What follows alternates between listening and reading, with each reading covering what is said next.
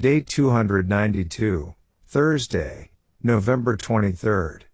1 Samuel 27 and 1 Chronicles 12. 1 Samuel 27 1-12 NKJV. And David said in his heart, Now I shall perish someday by the hand of Saul. There is nothing better for me than that I should speedily escape to the land of the Philistines, and Saul will despair of me, to seek me any more in any part of Israel. So I shall escape out of his hand. Then David arose and went over with the 600 men who were with him to Achish the son of Maok, king of Gath. So David dwelt with Achish at Gath, he and his men, each man with his household, and David with his 2 wives, Ahinoam the Jezreelitess, and Abigail the Carmelitess, Nabal's widow.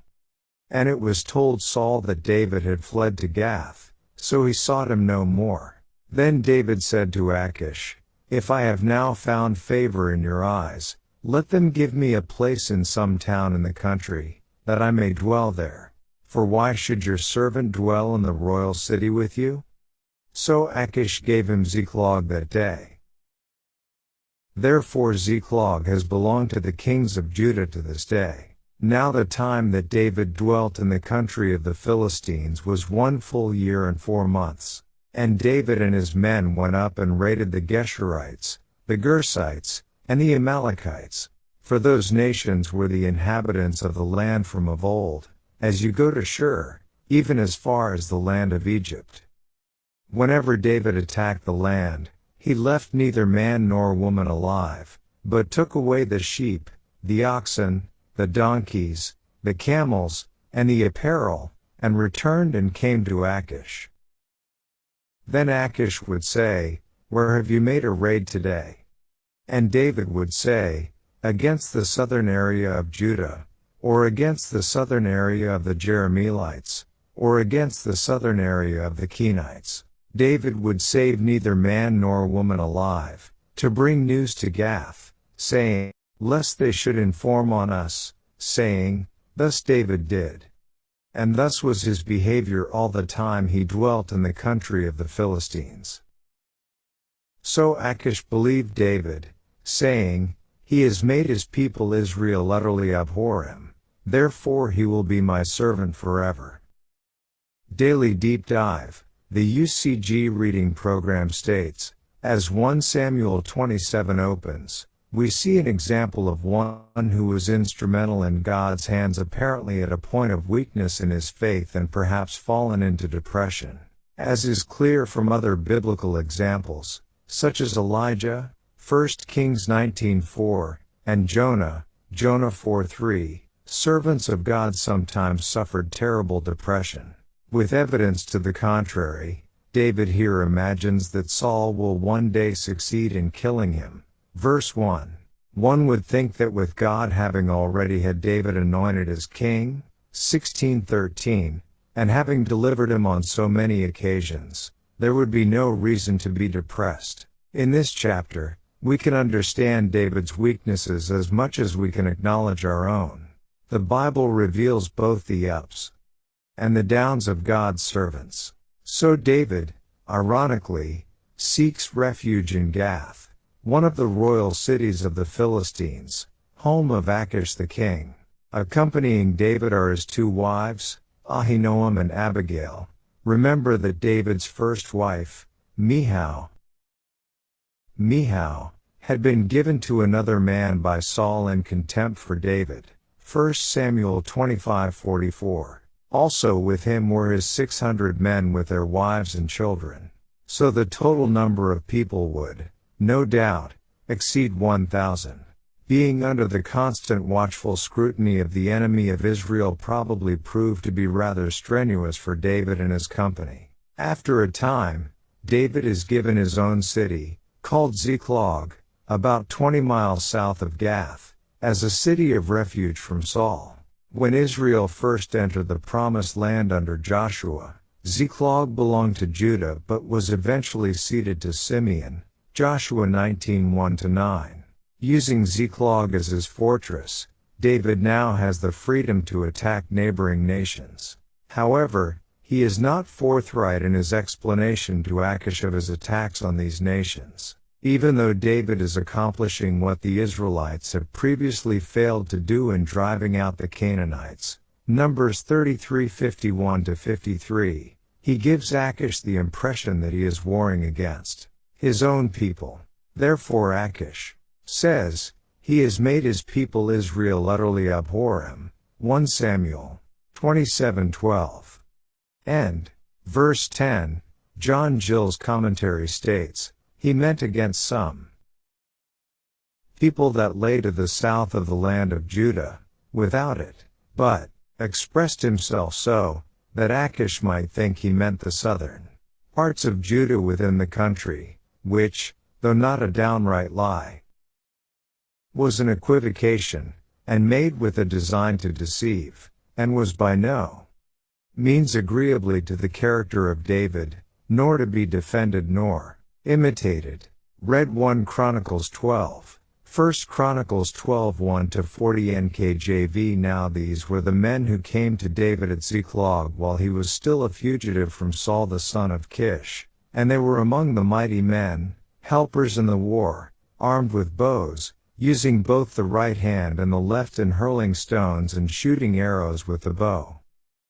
They were of Benjamin, Saul's brethren. The chief was Ahiezer, then Joash, the sons of Shammah the Gibeathite, Jeziel and Peleh the sons of Asmaveth, Brahah, and Jehu the Anathothite, Ishmaiah the Jibonite, a mighty man among the 30, and over the 30, Jeremiah, Jahaziel, Johanan, and Jozabad the Gederathite, Eluzai, Jeremoth, Bealiah, Shemariah, and Shephatiah the Heraphite, Elkanah, Jishiah, Azarel, Joezer, and Jashabeam, the Korahites, and Joelah and Zebediah the sons of Jeroham of Gedor. Some Gadites joined David at the stronghold in the wilderness, mighty men of valor, men trained for battle, who could handle shield and spear, whose faces were like the faces of lions, and were as swift as gazelles on the mountains. Ezra the first, Obadiah the second, Eliab the third, Mishmanah the fourth, Jeremiah the fifth, Attai the sixth, Eliel the seventh, Johanan the eighth, Elzabad the ninth, Jeremiah the 10th, and Mishbani the 11th. These were from the sons of Gad, captains of the army. The least was over 100, and the greatest was over 1,000. These are the ones who crossed the Jordan in the first month, when it had overflowed all its banks, and they put to flight all those in the valleys, to the east and to the west. Then some of the sons of Benjamin and Judah came to David at the stronghold, and David went out to meet them, and answered and said to them, If you have come peaceably to me to help me, my heart will be united with you. But if to betray me to my enemies, since there is no wrong in my hands, may the God of our fathers look and bring judgment. Then the Spirit came upon Amasai, chief of the captains, and he said, We are yours, O David, we are on your side, O son of Jesse. Peace, peace to you, and peace to your helpers, for your God helps you. So David received them, and made them captains of the troop.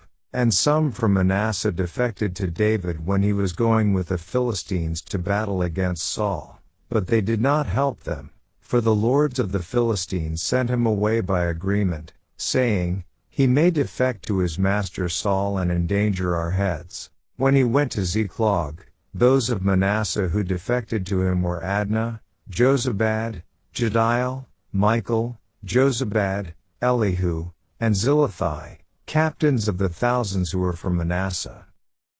And they helped David against the bands of raiders, for they were almighty men of valor, and they were captains in the army.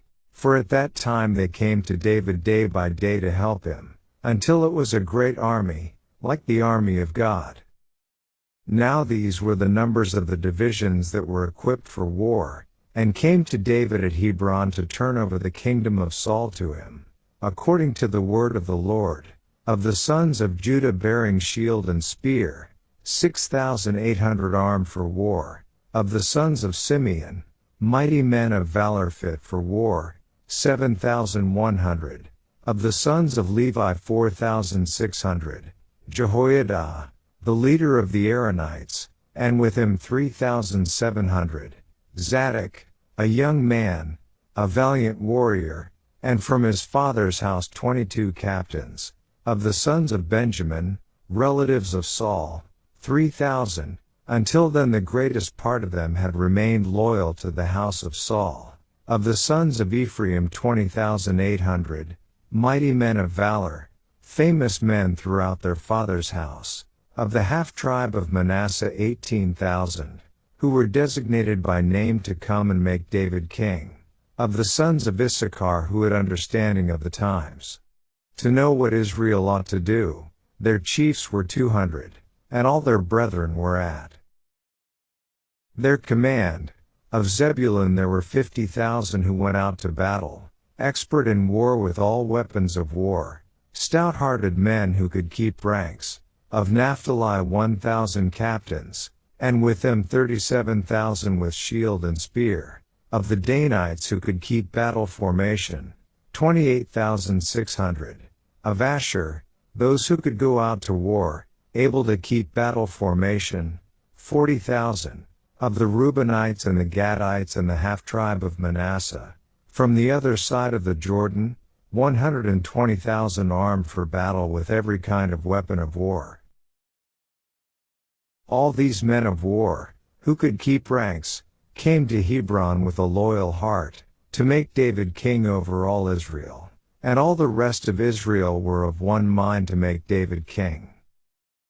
And they were there with David 3 days, eating and drinking, for their brethren had prepared for them.